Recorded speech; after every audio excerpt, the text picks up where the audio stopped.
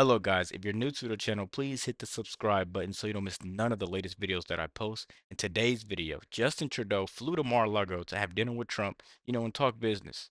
But after that, he wanted to leave, talk smack. He was just smiling in Trump's face. Now he got horrible news. Let's roll the clip. His spat with President-elect Donald Trump is now causing some political problems for his own country, the entire country. Trump threatened Canada with tariffs if they did not do something to stop the flow of illegal immigrants from the northern border. Trudeau then flew to Mar-a-Lago. You remember that was a couple of weeks ago. He sat at the dinner table with Trump.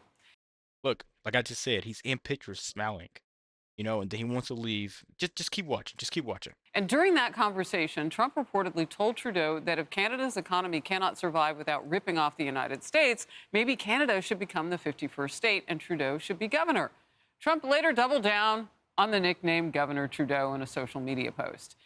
In an attempt to punch back, Justin Trudeau instead insulted American voters, implying that we are sexist. We were supposed to be on a steady, if difficult sometimes, march towards progress. And yet, just a few weeks ago, the United States voted for a second time to not elect its first woman president.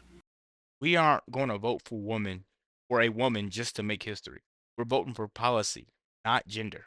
I don't know why that's so hard to understand. Everybody want to say we're sexist. Oh, a woman will never be in office. No, we're voting for policy, not gender, and not a liar. Horrible that he went on live TV to say this. Let's keep going, guys. Everywhere, women's rights and women's progress is under attack, overtly and subtly. But I want you to know that I am, and always will be, a proud feminist. You will always have an ally in me and in my government. Of course, you may have to find him at his house because he may not be the prime minister for very long, but let's watch and see. Now, Trump's America First policies are putting Trudeau's role as prime minister in jeopardy. Trudeau's finance minister resigned over differences over how to confront Donald Trump, and now Trudeau is reportedly weighing a resignation for himself. You looked at the monitor and said... Well, the quote of Trudeau essentially calling Americans feminists for voting for Donald Trump over Kamala Harris is like file that under grasping at straws for a male politician who was asking for people to vote for him. To say that is irony at its best. According to a CNN article on this very subject, more Canadians view Donald Trump favorably than they do Justin Trudeau. Ooh. And I really do think that COVID was the beginning of the end for him. That country was locked down for literally years. If you thought California had it bad, Canada was California on steroids. You remember the Freedom Caucus? There was recently a social... The trucks. Yep. The trucks were everything. Trucks. That's everything changed. And if you think about what the Freedom Convoy was about, the trucker protest, it was because there was a policy where they had to get vaccinated, even though they're truckers in their own bed of their truck. If there is any more solo work effort than being a trucker, there is nothing other than that. So there's also a video that recently went viral where there was a steel worker saying, "You are doing nothing for this country right now." I'm telling you guys, all over social media, there's literally people that live there that don't want this guy in office. They're trying to vote him out ASAP. Come on, man. And Trump's talking about making him Governor Trudeau. Man, this guy's cooked. Send him to the wolves. He's done for. So Let's keep going. He has a lot of political issues to contend with. And I don't think that Donald Trump calling him that he could be the governor of the 51st state could be his undoing, but it certainly does not help his cause.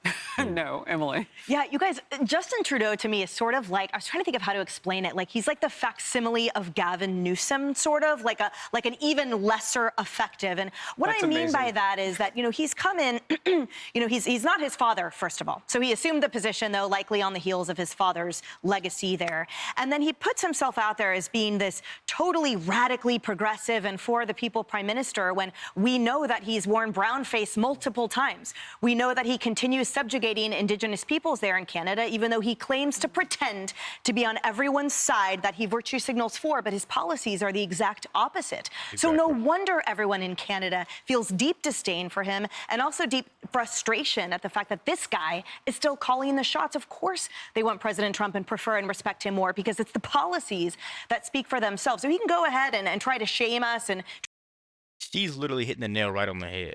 Everybody thinks it's a gender thing. It's the policies. Policies that matter. You can't sit there and say, oh, we're going to vote for women just to make history.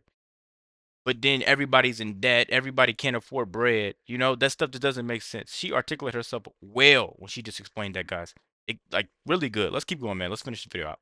Try to call us names, but the reality is that his reign of power there is massively fragile. And when you pull back the cloak of what indeed he has accomplished in Canada, it is nothing that has brought Canadians any form of progression whatsoever. I hold no respect for that. Yeah, you know, during those lockdowns during COVID, we were still learning, you know, how dangerous that was going to be and how every time you left your house and you got exposed and took it back and you were locked in, everybody in the household got COVID. Like, we learned so much, right?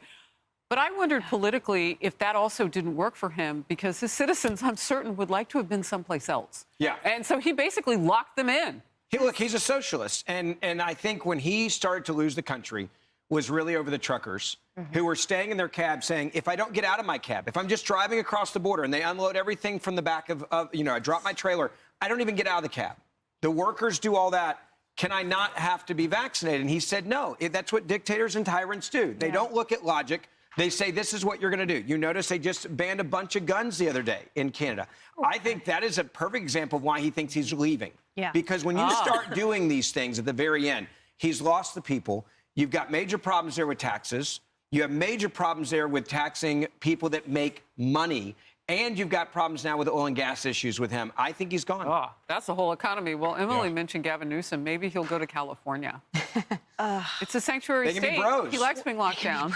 And it's not just the Minister of Finance that has resigned. It's also the Deputy Prime Minister as well. Look, Trudeau started with something like a 63% approval rating. Now it's below 30%. Can we just go back to who said it's lower than Trump? Like, let's just have a moment and enjoy that for a second. But I just want to point out, it's not just COVID and the rise of tyranny that is causing and creating this populism across the world and here in the United States as well. It's also mass immigration and the loss of sovereignty and nations wanting to put their country first, which America first here in the United States. And what Donald Trump understands is a lot of Republicans like George W. Bush previously wanted to export democracy through nation building and things like that, and projecting these false values that we claim to have as America, but we don't have them when Joe Biden's trying to jail a political opponent or kick Donald Trump off the ballot. But what Donald Trump understands is the way you spread democracy and the way you spread populism is fixing your own country first, right? If you haven't cut your grass in over a month and your shutters are falling off, you can't tell your neighbor to get their house in order, right? You've got to clean up yours first. In this video off, guys, I'll say this. We don't need a feminist right now. We need somebody that's for the people. You know, these are the same people that want to talk about abortion and talk about women deserve to control their bodies. But what happens when you got to send a man to war? You got to declare for the draft. Let me know what you guys think about the video. Be sure to like, comment, subscribe if you're new. And as always, let me know what the react to. We're out.